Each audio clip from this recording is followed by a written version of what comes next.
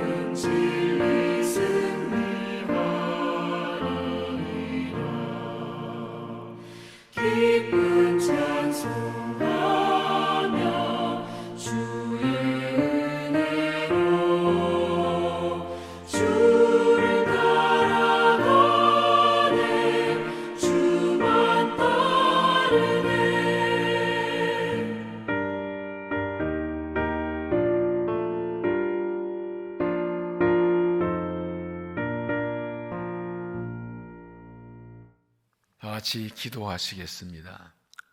사랑의 하나님, 주의 은혜로 우리를 붙들어 주시고 품에 안으시고 지난밤도 평안히 안식하게 하셨다가 새날을 주시니 감사합니다. 우리의 삶의 현실은 어둡고 복잡하고 내일을 알 수 없습니다. 우리 자신 연약과 미련해서 어찌할 모르고 있습니다. 그러나 주님께 희망이 있고 주님께 약속이 있고 주님께 해답이 있기에 오늘도 주와 함께 새 날을 시작하며 은혜를 간구합니다. 우리를 십자가 지시고 고난당하고 죽임당한 주님의 고난을 묵상하며 기도하고 회개하고 절제하며 금식하며 경건하게 이 사순절을 지나며 주와 함께 죽고 주와 함께 사는 부활을 기대합니다. 고난의 터널을 지나가고 역경과 환난과 어려움을 당하는 이때 이 사순절의 주와 동행함으로 주의 고난에 동참하고 주와 함께 죽고 주와 함께 살아나는 부활의 역사가 나타나게 하시고 부활의 은혜를 경험하게 하시고 온 누리에 주님의 부활의 은총과 영광이 충만하도록 은총과 자비를 베풀어 주시옵소서. 이 땅의 교회들을 축복하여 주옵소서. 어려운 때에 교회의 본래 모습이 드러나게 하시고 본래의 사명을 잘 감당하게 하시고 주님의 사랑을 전하고 복음을 전하며 하나님 나라를 세워나가고 세상을 섬긴 사명을 감당하는 교회들이 되게 하여 주옵소서. 한국교회를 축복해 주시어서 어려운 때에 겸손하고 진실하며 그리스도의 의를 드러내고 사랑을 드러내어서 그래서 소망의 힘을 보여주는 민족을 살리는 교회가 되게 하여 주옵소서. 우리 신정교회를 사랑하셔서 지금까지 함께 하시며 거룩한 꿈과 사명을 주심을 감사합니다. 하나님의 비전을 따라 세상 건축하고 하나님 나라를 위해 다음 세대를 위해 지역사를 위해 나아갑니다. 행복한 사람 만든 교회가 되기 원합니다. 어려운 때에 믿음을 잘 지키고 믿음 회복하고 준비하여서 이때 쓰임받는 교회 성도 되도록 은혜를 도와여 주시옵소서. 영적봉이 일어나게 하시고 거룩함을 보게 하시고 주님께서 지키시고 필요를 공급하시어서 마지막 때 하나님 주신 사명을 감당하는 교회 성도 되게 하여 주옵소서. 행복한 교회, 행복한 가정 이룰 수 있도록 은혜를 도와여 주옵소서. 오늘도 주께서 우리에게 말씀하여 주시고 세워내 주셔서 세포에 휩쓸리지 않고 세상에 끌려가지 않고 거룩함을 지키며 믿음을 지키며 주님께서 이루어드리는 승리하는 삶이 되게 하여 주시옵소서. 예수님 이름으로 기도하옵나이다. 아멘. 성경 말씀 봉독합니다. 마가복음 11장 1절부터 19절까지입니다. 마가복음 11장 1절부터 19절까지 제가 봉독하겠습니다. 그들이 예루살렘에 가까이 와서 감람산 벳바게와 베다니에 이르렀을 때 예수께서 제자 중 둘을 보내시며 이르시되 너희는 맞으면 마을로 가라. 그리로 들어가면 곧 아직 아무도 타보지 않은 아기 새끼가 매여 있는 것을 보리니 풀어 끌고 오라. 만약 누가 너희에게 왜 이렇게 하느냐 묻거든 주가 쓰시겠다 하라. 그리하면 즉시 이리로 보내리라 하시니 제자들이 가서 본즉 아기 새끼가 문 앞에 거리에 매여 있는지라 그것을 푸니 거기 서 있는 사람 중 어떤 이들이 이르되 아기 새끼를 풀어 무엇 하려냐 하며 제자들 예수께서 이르신 대로 말한데 이에 허락하는지라. 아기 새끼를 예수께로 끌고 와서 자기들의 겉옷을 그 위에 얹어 놓으며 예수께서 타시니 많은 사람들은 자기들의 겉옷을 또 다른 이들은 들에서 벤 나뭇가지를 길에 펴며 앞에서 가고 뒤에서 따르는 자들이 소리 지르되 호산나 찬송하려다 주의 이름으로 오시는 이여 찬송하려다 오는 우리 조상 다윗의 나라여 가장 높은 곳에서 호산나 하더라. 예수께서 예루살렘에 이르러 성전에 들어가서 모든 것을 둘러보시고 때가 이미 저물매 12제를 내리시고 베다니에 나아가시니라. 이튿날 그들이 베다니에서 나왔을 때 예수께서 시장하시니라. 멀리서 잎사귀 있는 한 무화과 나무를 보시고 그 나무에 무엇이 있을까 가셨더니 가서 보신즉 잎사귀에 아무것도 없더라. 이는 무화과나의 때가 아님이라. 예수의 나무에게 말씀하실 때 이제부터 영원토록 사람이 내게서 열매를 따 먹지 못하려 하시니 제자들이 듣더라. 그 예루살렘에 들어가니라. 예수께서 성전에 들어가서 성전 안에서 매매하는 자들을 내쫓으시며 돈 바꾸는 자들의 상과 빌기 파는 자들의 의자를 둘러푸시며 아무나 물건을 가지고 성전 안으로 지나다님을 허락하지 아니하시고 이에 가르쳐 이르시되 기록된 바 내 집은 만민이 기도하는 집이라 칭함을 받으리라고 하지 아니하느냐. 너희는 강도의 소굴을 만들었도다 하시며 제사장들과 서기관들이 듣고 예수를 어떻게 죽일까 하고 꾀하니 이는 무리가 다 그의 교훈을 놀랍게 여김으로 그를 두려움이니라. 그리고 날이 저물매 그들이 성 밖으로 나가더라. 아멘. 이 말씀은 하나님의 말씀입니다. 우리가 믿음이 깊어지고 믿음이 성숙하게 되기 위해서는 하나님의 뜻을 알고 하나님의 마음을 알아야 됩니다. 믿음이 성숙 깊어지면 보지 못하는 것을 보게 됩니다. 멀리 보게 되고 깊이 들여다보게 됩니다. 눈앞에 보이는 건 보지 않고 보이지 않는 것을 볼 수 있고 오늘을 보고 넘어서 내일을 보시는 것이 성숙한 믿음입니다. 예수님께서 133에 들어가시는데 이들은 잡혀서 십자가에 고난당하시고 죽임당하러 들어가시는 겁니다. 그런데 예수님께서는 그 모습이 당당하십니다. 자신 있습니다. 떳떳합니다. 의연합니다. 왜 그렇습니까? 십자가를 통한 하나님의 뜻을 아시고 십자가를 통해 이루어지는 것을 아시고 십자가 뒤에 부활의 승리를 보셨기 때문입니다. 이것이 그리스도인이 살아가는 모습이어야 합니다. 1절 그들이 예루살렘에 가까이 와서 감람산 벳바게와 대단에 있을 때 예수께서 제자 중 둘을 보내셔 이르시되 너는 맞은편 마을로 가라. 그래 들어가면 곧 아직 아무도 타보지 않은 나귀 새끼가 매이는 것을 보리니 풀어 끌고 오라. 만일 누가 너희에게 왜 이렇게 하냐 묻거든 주가 쓰시겠다 하라. 그리하면 즉시인을 보내야 하시니. 예수님께서 이제 예루살렘에 들어가십니다. 제자들 보내셔서 아무도 타지 않은 나귀 새끼를 끌고 오라고 합니다. 사람들이 뭐라 그러면 주가 쓰겠다 그러면 된다고. 예수님께서 왜 나귀 새끼를 타고 들어가셨나요? 왕으로 들어가시는데 성경의 예언에 메시아는 겸손해서 나귀를 새끼를 탄다고 되어 있습니다. 스가랴 9장 9절에 시온에 따라 그 기뻐할지어다 예루살렘에 따라 즐거워 부를지어다 보라 내 왕이 내게 임하나니 그는 공의로우며 구원을 베풀며 겸손하여 나귀를 타나니 나귀의 작은 것도 나귀 새끼냐.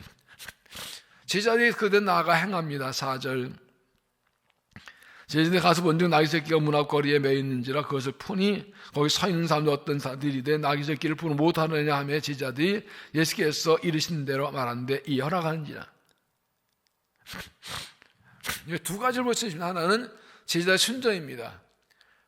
모르는 사람한테 가서 남의 나귀 새끼를 그냥 끌고 온다는 게 말이 됩니까? 무슨 예약한 것도 아니고 돈도 주지 않고. 그런데 이 말을 예수의 말씀을 믿고 그냥 순종했더니 그대로 됩니다. 이 나귀 새끼 주인은 어떤가요?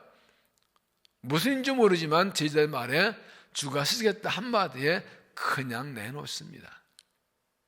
이것이 무엇을 말합니까? 우리 가진 것은 내 것이 아니라 주님의 것입니다. 우리는 청직입니다. 언제 주가 쓰겠다 하면 그대로 드리는 것이 믿음인 것을 보여주는 것입니다.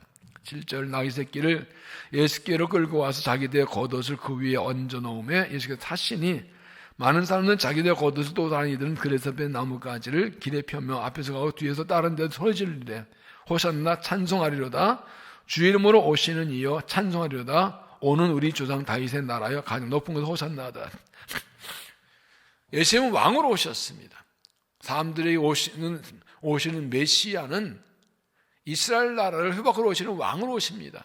그런데 예수님께서는 초라한 모습으로 나귀 새끼를 타고 가십니다. 환영성 없습니다. 화려한 것 없습니다. 그런데 백성들은 예수님이 오신 모습을 맛을 알고 옷을 펴고 옷을 깔면서 다시 자순하고 환호하고 환영합니다. 그들은 예수님이 메시아인 것을 알았습니다. 더 중요한 건 예수님의 모습입니다. 고난이고 죽은 줄 알지만 당당히 들어갑니다. 우리가 믿음의 길에 고난이 있습니다. 믿는 사람이 어려움이 있습니다. 사람들이 이해하지 못합니다. 우리에게 고난과 죽음, 손해, 억울함도 있습니다. 그러나 이 우리의 억울함과 고난과 죽음 통해 하나님의 뜻이 이루어지고 하나님 나라가 이루어지고 구원의 역사가 이루어집니다. 지금은 사람 모르지만 나중에 알게 될 것입니다. 물론 이때의 예수님을 환영했던 사람들이 나중에 예수님 못 박은 사람들이죠. 그러나 예수님은 아시면서 그냥 가십니다. 사람 보지 않고 강 보지 않고 부르심을 따라 당당하게 나귀를 타고 겸손하지만 당당하게 삶의 길을 믿음의 길을 달려가는 것이 그리스도의 모습인 것입니다. 12절입니다. 이튿날 그들이 베다니에서 나왔을 때 예수께서 시장하신지라 멀리서 잎사귀 있는 한 무화과 나무를 보시고 혹 그 나무 무엇이 있을까에 가셨더니 가서 보신즉 잎사귀 아무것도 없더라. 이는 무화과의 때가 아닙니다. 예수께서 나무에 이르시되 이르시되 이제부터 영원토록 사람이 내게서 열매를 따먹지 못하리라 하시니 제자들이 이르시되 다음날 예수님께서 베다니에 나오시면서 시장하셨습니다. 당시 길가에 무화과 나무 많이 있었습니다. 잎사귀가 무성하길래 가서 봤더니 열매가 없습니다. 예수님께서 더 이상 열매지 못한다고 나무를 저주하셨습니다. 뒤에 20절을 보면 실제로 말랐습니다. 그 다음날 나가보니까 실제로 나무가 말라버렸습니다.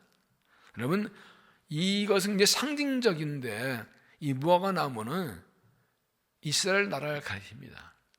하나님 백성입니다. 화려합니다. 성전이 있습니다. 율법이 있습니다.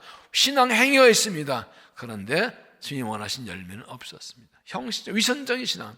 예수님 하는 보시기에 이스라엘 나라는 겉모습은 화려하고 잎사귀 무성한데 영적 열매가 없는 그런 무화과나무와 같았다는 것입니다. 그런데 13절 끝에 보면 이는 무화과의 때가 아닙니다. 무화과나무의 때가 아니 얼마 없는데 이게 무슨 문제입니까? 무화과는 잎이 열리기 전에 열매부터 열리고 열매는 6달 이렇게 됩니다. 그렇기 때문에 무화과나무의 때가 아니라도 이미 열매가 아직 있어야 됩니다. 6달도 열매이기 때문에. 그런데 열매가 없었습니다. 이것은 뭘 말합니까? 하나님 백성은 항상 열매가 있어야 된다고. 때가 아니라고요. 하나님 영적 열매는 항상 맺는 것입니다. 언제도 주님이 찾으시면 열매를 내놓을 수 있어야 됩니다. 이것이 그리스도의 삶입니다. 잎사귀 무성한 것, 형식적이고 겉모습은 좋은데 신앙의 열매가 없다. 이건 참된 모습이 아닌 것입니다. 요번 15장 10절 보면 너희가 나를 택한 것이 아니요 내가 너를 택하였으니 이는 너희로 가서 열매를 맺게 하고 또 너희 열매가 항상 있게 하여. 우리를 택하시는 목적은 예수님께 붙어서 열매 맺고 열매가 항상 있는 겁니다. 나무에 붙어있는 가지는 열매 항상 냅니다.